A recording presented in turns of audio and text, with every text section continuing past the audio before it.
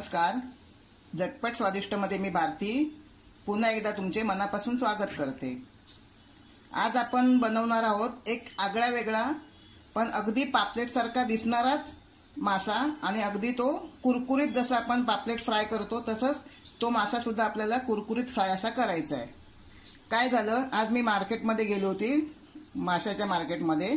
त्यावेळेला आज काय मला फारशी मच्छी आपली नेहमीची दिसली नाही आणि सहज असे नजर माझी एका दुसऱ्या कोळ्याकडे पडली, तर त्याच्याकडे एक हा मासा मला तिथे दिसला आणि मी त्यांना विचारलं. अगदी मला पापलेटच वाटलं ते, पण ते म्हणाले की हा पापलेट नाही आहे, याला रूपचंद पापलेट म्हणून ओळखतात आणि हा खाडीचा मासा आहे. अगदी सेम टू सेम आपलं जे नॉर्मल ताजे पापलेट असतात तसाच त्याच प्रकारचा हा मासा होता. मी म्हटलं चला तर मग आज आपण हा आगळा वेगळा मासा कुरकुरीत फ्राय करून बघूया, म्हणजे आपल्याला थोडं वेगळं खाल्ल्यासारखं सुद्धा वाटेल आणि थोडं तुम्हालाही दाखवते मी की कसा हा मासा असतो, म्हणजे तुम्ही एकदा ट्राय करून बघाल की तुम्हालाही तो कसा वाटतो ते तुम्हाला समजेल. म्हणजे या दिवसात काही मासे जास्त आपल्याला भेटत नाहीत म्हणून मी स्पेशली हा रूपचंद मासा आज घेऊन आली आहे, खास तुमच्यासाठी आणि आमच्यासाठी. आता काय करायचं आहे, मी ज्या वेळेला हा मासा घरी घेऊन आली तिथूनच कापून आणला. बघा हे पीस किती छान आहेत.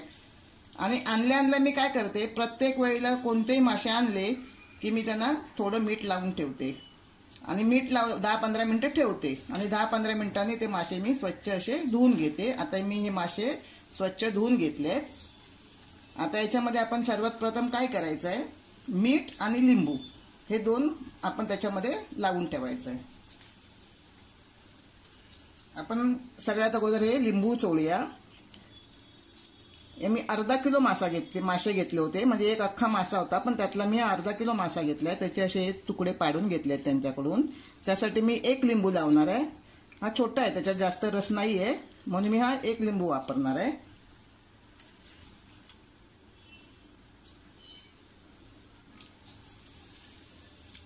लिंबाने काय होते, आपल्या माशांना छान असा कुरकुरीतपणा येतो. नाहीतर इतर वेळेला मी आगळ वापरते कोकमाचं, पण आज मी लिंबू वापरणार आहे.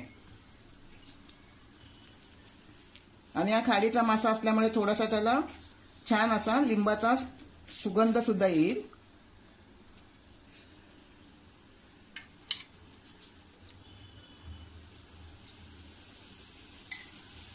आणि आता आपण थोड्या याला चवीनुसार मीठ लावून घेऊया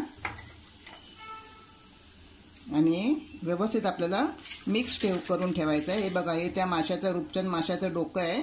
मी डोकं सुद्धा आणलं आहे, कारण डोकं फ्राय करून किंवा रशात टाकून सुंदर लागतं. त्याची जरी आपण रसा जरी बनवला तरी सुंदर लागतो. मी नेहमी डोक्यांचा रसाच बनवते, पण आज माझ्याकडे हे अर्धा किलो आणल्यामुळे मला एवढंच डोकं मिळालं, पण मी ते फ्राय करून आज खाणार आहे.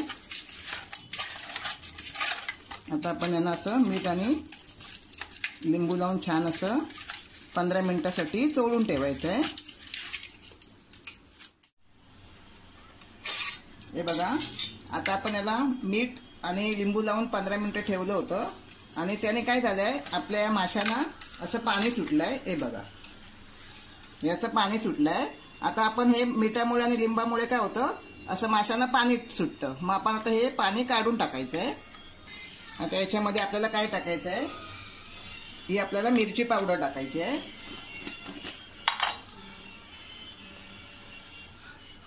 आपण याला मॅरिनेट करून घेऊया व्यवस्थितपणे. तुम्हाला जसं तिखट हवं असेल त्या हिशोबाने तुम्ही मिरची पावडरचा वापर करू शकता. थोडीशी हळद आणि हे आता आपल्याला असं व्यवस्थित असं माशांच्या तुकड्यांना असं चोळून घ्यायचं आहे.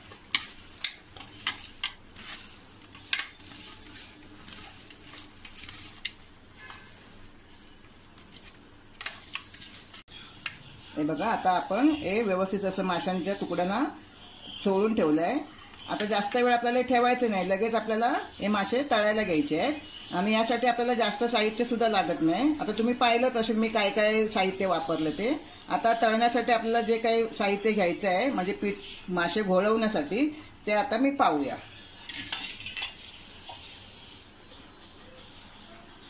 आपल्याला थोडासा रवा घ्यायचा आहे.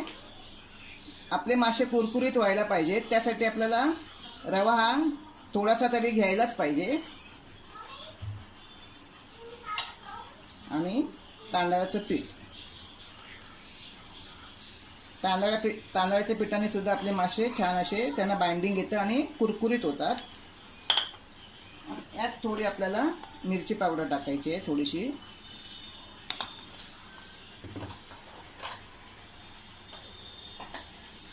आणि असं व्यवस्थित आपल्याला मिक्स करून घ्यायचं आहे.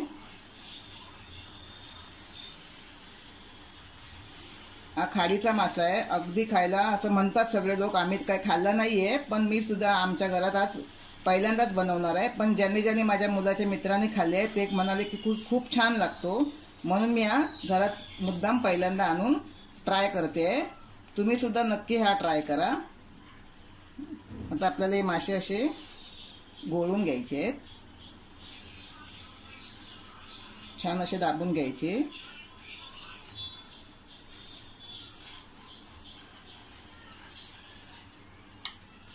बघा, पापलेटसारखे मोठे मोठे तुकडे, असेच पापलेटचे तुकडे असतात की नाही.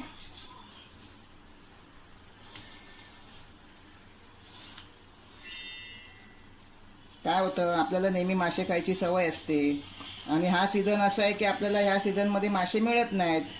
पण आपल्या तोंडाला माशाची चव लागलेली असते ना, मग काय करणार, कोणता तरी मासा हा पाहिजेच.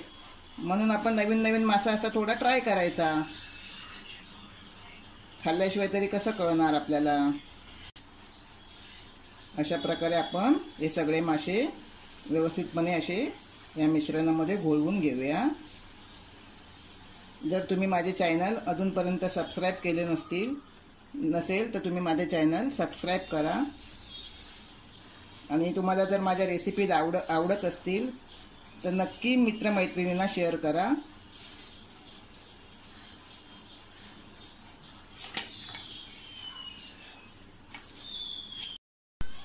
आता हे आपले सगळे माशांचे तुकडे छानपैकी असे पिठात आणि रव्यामध्ये त्या मिश्रणामध्ये घोळून झाले आहेत. छान मी असे घोळून ठेवले आहेत. आता आपल्याला ते आपल्या एका साध्या तव्यावर तळून घ्यायचे आहे. तवा तापत ठेवला होता, तवा छान आपला तापला आहे. त्याच्यामध्ये आता आपल्याला थोडंसं तेल टाकायचं आहे. अगदी छान एक कुरकुरीतच होणार आहेत, अशी आशा करायला हरकत नाही, कारण मी सुद्धा पहिल्यांदाच बनवते. हे बघा, आता आपलं तेल छान तापलं आहे.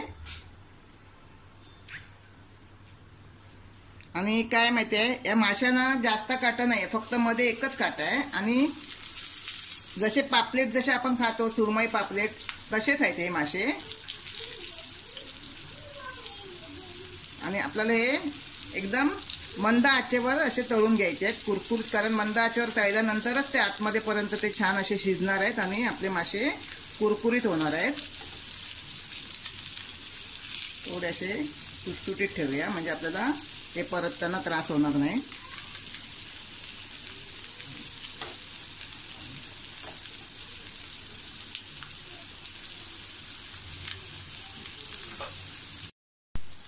थोडंसं आपण असं बाजूने तेल सोडूया.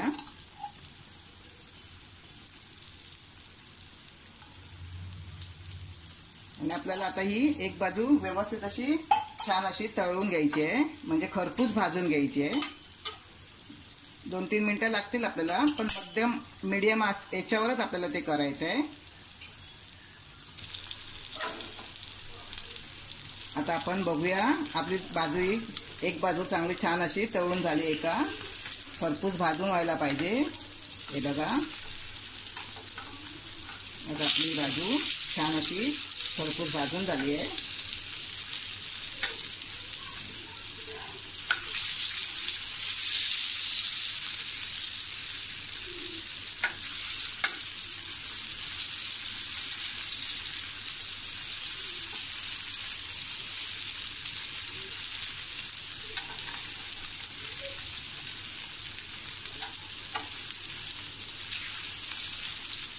दुसरी बाजू सुद्धा आपण त्याची छान अशी भाजून घेऊया.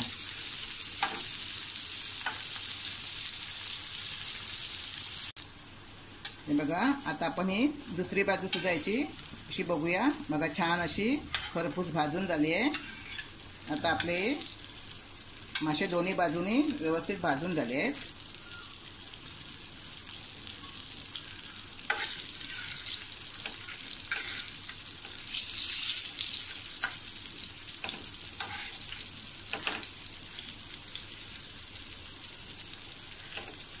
आणि आपण असे तव्याला असे साईडलाच असे करून ठेवूया, म्हणजे त्यातलं जे तेल असेल ते सुद्धा असं तव्यामध्ये उतरेल, एक्स्ट्रा जे तेल असेल ते. आणि दुसरे मासे सुद्धा आपले त्यात मला तळायचे आहे, ते 2-3च पीस आहेत म्हणून मी ते मध्येच टाकणार आहे. आणि तोपर्यंत आपली ही फिश सुद्धा कुरकुरीत चांगले मंद असल्यामुळे होतील. आता आपण असेच हे दुसरे मासे सुद्धा तळून घेऊया. जे माशाचं डोकं आहे ते सुद्धा मी त्याच्यामध्ये तळून घेणार आहे. आता आपला रूपचंद पापलेट खाण्यासाठी तयार. आता मी तुम्हाला हे एका ताटलीत काढून दाखवते.